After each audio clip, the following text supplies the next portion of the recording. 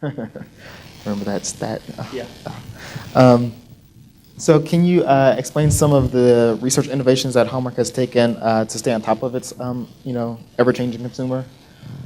Right. I know you had the communities, but is there anything else that you guys have done in terms of innovations in the research methodologies? Well, we stay on top of all the news and the articles and things. So we've tried all the video things. We use the webcam for focus groups and a lot of the stuff that people are writing about. And part of this social media is where our next wave of real innovative thought. And I don't know if you've looked into this realm very much, there's a lot of people talking about it, but nobody really has the answer yet.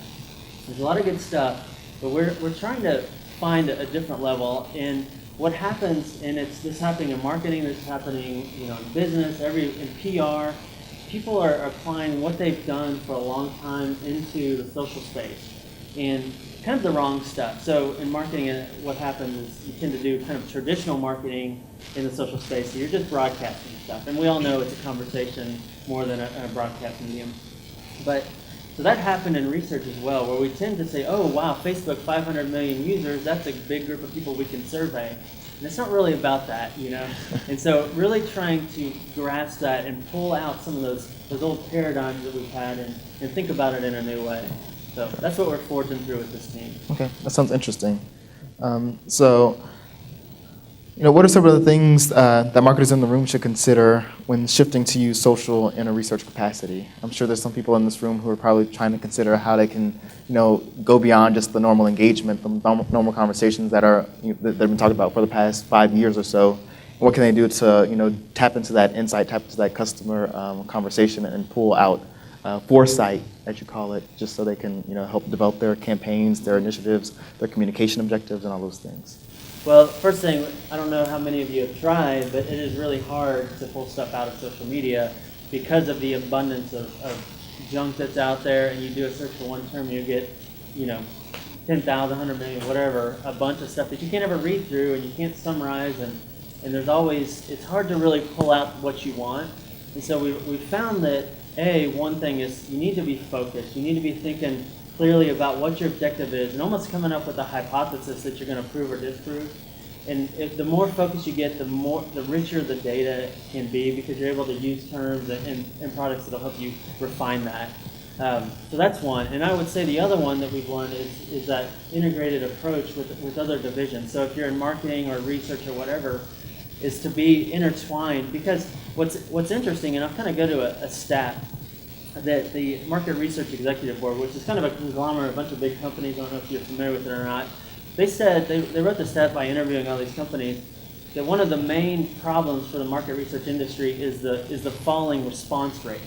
And Ben Smithy, who was going to be up here with me, he had a really cool comment. He said, part of the problem and the reason that we're so reliant on this response rate is that we've pulled research out of life. So in surveys and focus groups and things, we pull these people out of their real life and we start asking them questions, and they're trying to recall this experience they had or remember and kind of say, this is how I felt when I did this. But in reality, we've pulled them out of life, and sometimes their recall may not be as good, and there's ways to kind of dig into that a little further. But with the social space, you're able to get in there and kind of see them in their real life. So there's one thing, that's a marketing touch point. And then kind of going back to that market research stat, is that what they said was, because we're dealing with this response rate decline, is we recommend, instead of just doing like that, you have to start adding value to the consumer, and you have to give them a reason to do it. And just financial gain, we get $20 or whatever for doing a survey. That's not enough anymore, because we need to get value out of what we're doing, out of our time. It's becoming more important. So that was a really interesting thought, and that's kind of where we were headed. But that's marketing talk, adding value to the consumer, and more in the new space of marketing. Whether you're creating, example I use a lot is this open forum for American Express, where it's small businesses coming in. You have very little American Express kind of stuff. There's a few things that are marketing, but it's really just providing a place for them to talk to other like-minded small business owners and get expert opinion and things like that. And so that's really a marketing effort, but they're telling researchers to do the same thing. So it's obvious that we need to be working together. And if you're not, you're kind of missing opportunity because, so maybe marketing comes up with this cool app. Research as a group or division could come here and monitor how they're using it and kind of gain insight based on their understanding of all these other touch points and all this other research kind of living inside of us as we bring the consumer's mind to, to the company. We can interpret things in a different way than the marketing that's really maybe thinking about just that app and the functionality of it. Maybe we can get insight into how moms use it versus, dads or whatever that is. So if you're not working, if your researchers aren't following your Facebook page, those conversation points or touch points, you're missing that opportunity. Awesome. So as you were talking about, marketing and research working together, how does Hallmark handle the various aspects of social outreach and engagement, with social research? Because I'm sure there's some overlap there, and as you're, I guess, more or less tapping the crowd Right. to figure out what they're looking for, there are some conversations that may spring up around marketing or support or whatever. Right, yeah. Unfortunately, we don't have that figured out either. But we're trying. And the way that I've attacked it is I've kind of networked around that we have, taking Facebook specifically, we have like 10 or so pages because we have different characters that we create, Hoops and Yo-Yo, Maxine, you're probably familiar with some of those. So they have Facebook pages. We have a user-created content group that has a Facebook community, and we've got our corporate page, and we've got Shoebox, and all these different entities, and they have different, client or not clients, but consumers that tend to interact with them and things. So, but they all happened out there. They weren't including us in that, and so what we've really tried, and what I've tried to do, is get as an admin on there so that I could see the Facebook insights, where I could. Maybe I was talking to them today about we're trying to recruit folks for a panel that we're creating. So why not put it on there or put it on those different touch points? And it's really it's about building that conversation or that communication train between the divisions and just going out there and making sure that you're represented in the discussions. Definitely. So I'm sure there might be some marketers who still have that, longing or respect for traditional research. Right. So can you explain the veracity and validity of social media conversations as forms of reliable research for Hallmark? Absolutely. I think we talked a little bit before about the kind of representative. Everybody says that social media. Everybody's posting their passion points, and it's just the real outspoken folks. So you're really skewing it and things like that. And let me step back a little bit. There's a set of paradigm shifts that we've identified, and it's not a complete list by any means, but we've always functioned in a very NDA-oriented world where, non-disclosure agreements. So when we get people to participate on these communities, they can't share our secrets and these new products that we're showing them and so forth. And it's just real controlled. In the social space, it's uncontrolled. Okay, that's one thing. In the social space, you're looking at kind of this recall where in traditional you're looking at recall and then it's real time and the other one was the representative. You're looking for kind of this overall acceptance, where in the social space you're looking more for this niche, kind of the influencers, the tribes, and so it's been more about shifting what you're trying to get out of it. It's not a good place to go find out what the general population wants. But you can find out what those influencers are saying and try to, beat that drum. David Armano has a good picture of it where you're trying to get them excited to get their people excited. And instead of trying to satisfy everybody's needs, you can try to find those folks that can convince their people so we don't have to convince them ourselves. Okay, awesome. So as marketers begin to incorporate, social into their research practices, and whatnot, do you have any tips or lessons or caveats even for everyone in the room? I think it's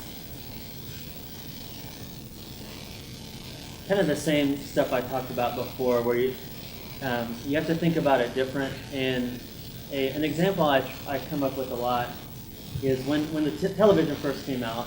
Those first few television shows were just filming, radio shows, and it was amazing at the time. But we found out that the television can be used for a much better telling of a story in a different way, right?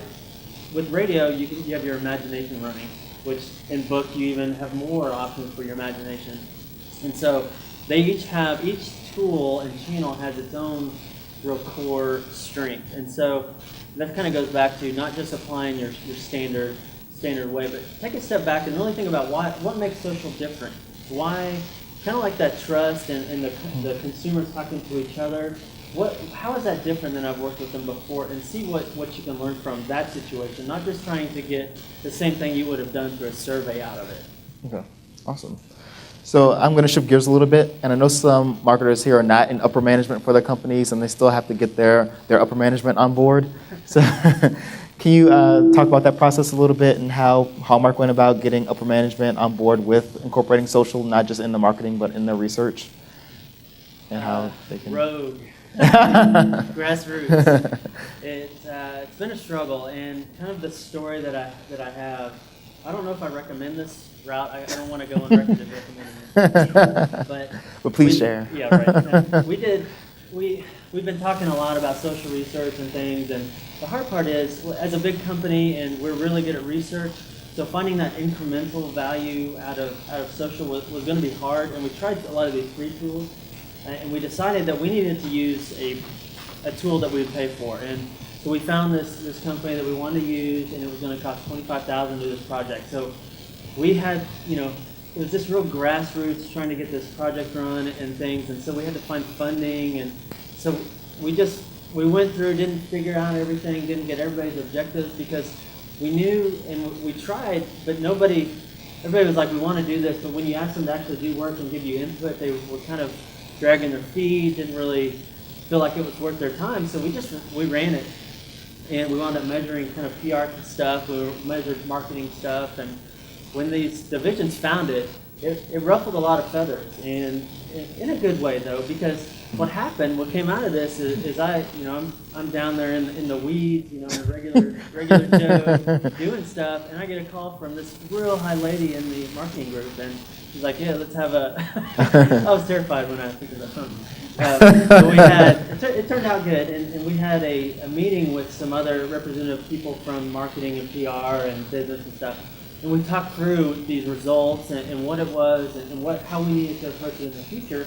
So it was this kind of thing that ruffled a lot of feathers, but it got their attention, and through that it helped them see what we could do. And so that could definitely have backfired on us, but we found like it was a good way to make it resonate with those folks because we had to prove that we could pull cool stuff out of social stuff. Why don't you tell what's on your